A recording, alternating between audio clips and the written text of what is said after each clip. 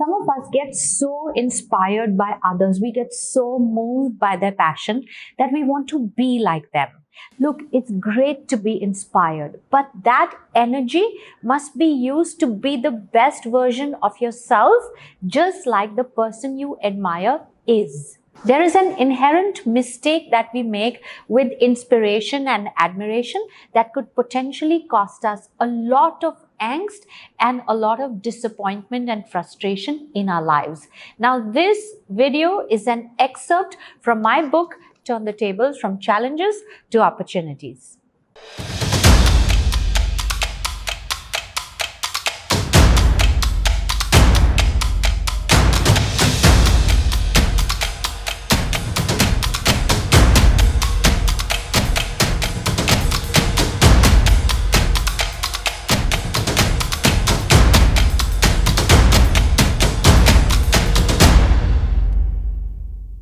You know, inspiration and admiration are so powerful that they alter our career choices. Sometimes we want to be like the people we admire. We want to change our professions. We want to do what they do because we love them so much that we feel that this is our calling. Now that, my friend, could be a very, very big mistake, costing you perhaps a large journey of your life. Let me give you an example. You know, when I was in school, there was this guy who used to play the guitar like, I tell you, it was mesmerizing. He was so good, and he was also very good looking, you know. So we all used to just gather. His name was Vishal.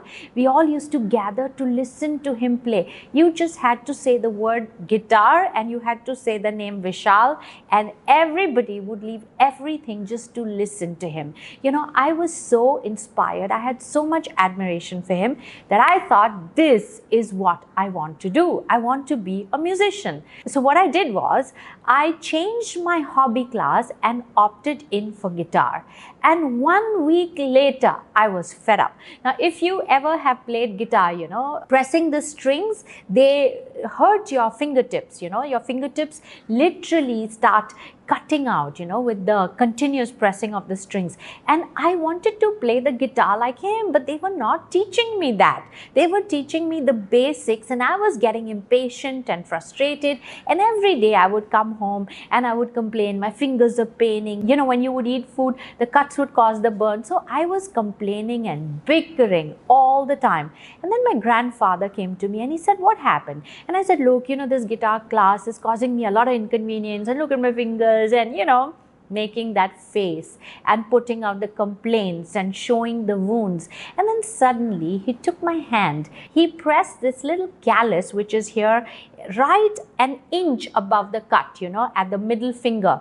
So he pressed this callus, and this callus is something that the bodybuilders have, is the laborers have, who do a lot of handwork, who do a lot of manual work. So he pressed this callus, and I said, ow, that hurts. He said, it hurts, but how come I don't hear you complaining about it? Now, here is the thing. I love to write. I have written books and notebooks and books and notebooks ever since I was a child. If you were my classmate, I was perhaps doing your homework. I was perhaps writing your diaries. I was perhaps writing all of your essays. You know, so I was writing so much that this knot had formed on my finger, and it's painful. Sometimes I would write like that, but I would not quit writing. And he told me, how come you're not complaining about this callus? Now that is a hint. You know, I'm not complaining because I love to write. And if you start complaining on your love, oh my God, they will take it away from you. Then they'll tell you, oh my God, you have this wound. Why don't you take rest? Why don't you, you know, sleep? Don't travel for some time. Don't speak. I love what I do. And when you love something, you will defend it with your life. You will lie. You'll say, I'm well. Oh, I've slept very well. You'll put extra makeup. You know, if you're tired, you'll pop in more vitamins because you don't want anybody to blame what you love and hold that responsible for your failing health or for your, you know, dark circles or for whatever it is that they're blaming it for.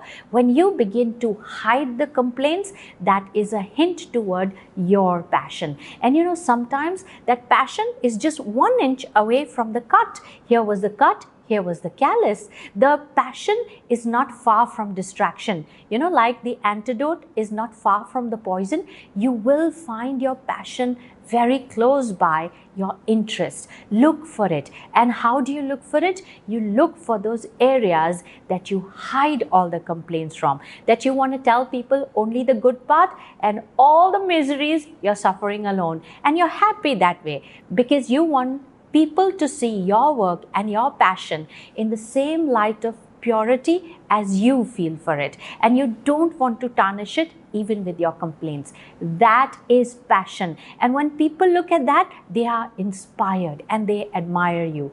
And while that flow comes, you wish for them that they find their own passion, not that they become writers like you. Maybe it's not their calling. Maybe reading the book is something that they should do and go and find their own callus, their own passion that they are not complaining about, that they would take a bullet for.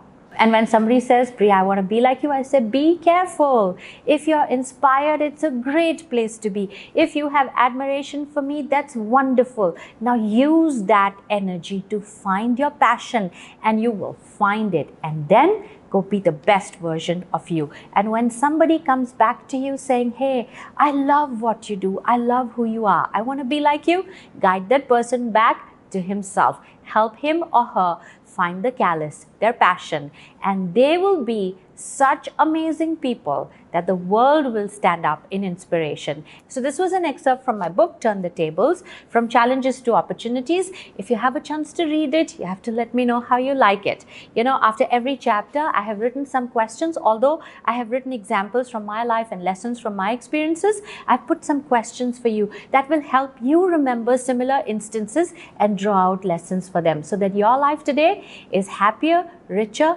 and better. So I will be back again next Sunday, next week with another video. Until then, know that I'm rooting for you and I appreciate your connection.